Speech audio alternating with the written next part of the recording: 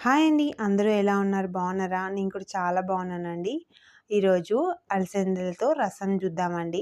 మీరు ఎప్పుడైనా ట్రై చేశారా అలసందలతో? అంటే మనం ఉలువలతో ఉలువ చారు పెడతాం కదా! అలాగే అలసందలు ఉడకబెట్టిన తర్వాత వాటర్ వస్తాయి కదా! ఆ వాటర్‌తో రసం చాలా టేస్టీగా చాలా బాగుంటుందండి. ఒకసారి ట్రై చేయండి. ఇప్పుడైతే ఒక బౌల్ తీసుకోవాలి. బౌల్ తీసుకొని బౌల్‌లో ఒక 2 టేబుల్ స్పూన్స్ ఆయిల్ యాడ్ చేసుకోవాలి.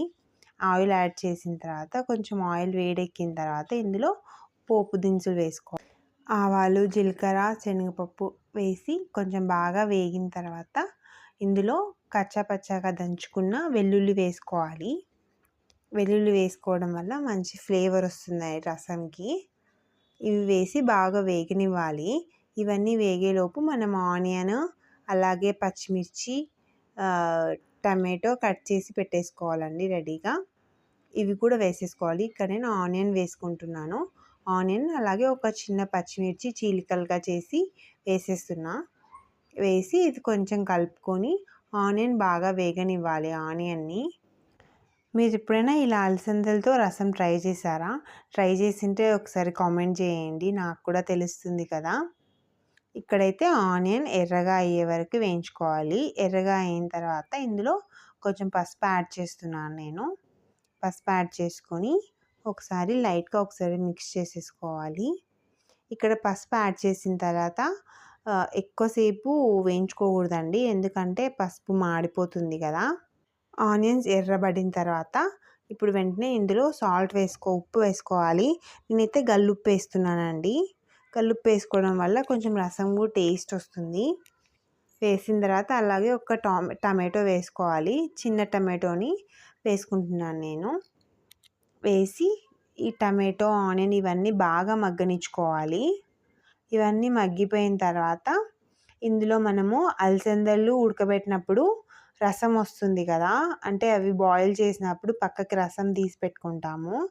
ఆ రసంని ఇందులో యాడ్ చేసేసుకోవాలి. ఇక్కడైతే టమాటోస్ అన్నీ బాగా సాఫ్ట్గా అయిపోయాయి. ఇందులోకి ఇంకా రసం యాడ్ చేసుకోవడమే. ఇక్కడైతే నాకు చిక్కగా వచ్చిందండి రసము, కాబట్టి నేను ఇంకా ఇందులో అలసందలు ఏం యాడ్ చేసుకోలేదు.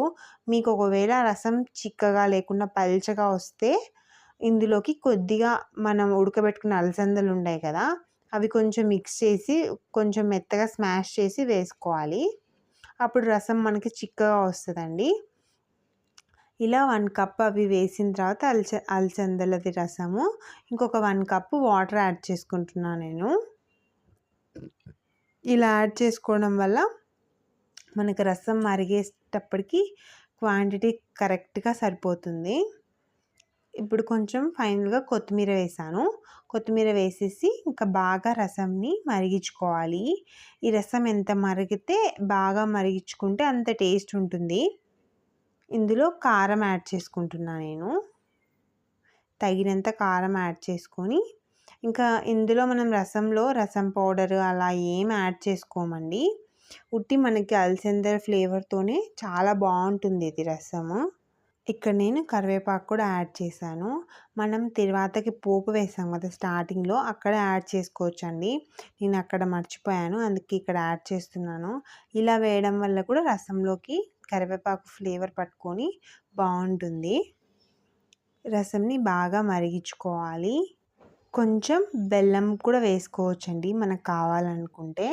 ఆ ఫ్లేవర్ కూడా బాగుంటుంది. బెల్లం కొంచెం పుల్ల పుల్లగా తీయగా చారు కొంతమంది వేసుకుంటారు, కొంతమంది ఇష్టపడరు.